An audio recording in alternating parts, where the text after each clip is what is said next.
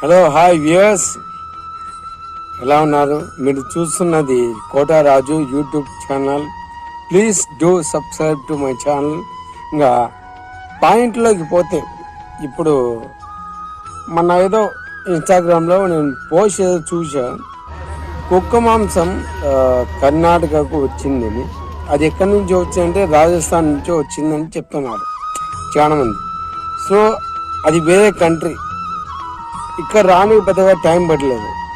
కానీ ఈ ఏపీలో ఎందుకు ఆ ఇష్యూ గురించి మాట్లాడలేదు, ఆ ఇష్యూ ఎందుకు టేకప్ చేయలేదు?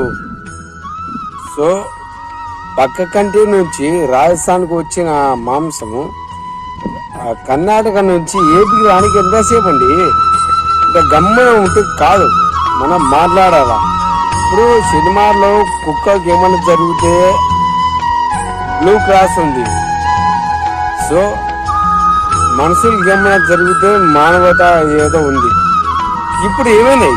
కుక్కకు జరిగితే ఆమెను ప్రశ్నించే మనుషులకు జరిగితే ఏ కుక్క రాలా? ఎందుకు మాట్లాడాలా? ఈ ఇష్యూ గురించి మాట్లాడి తీరాలా?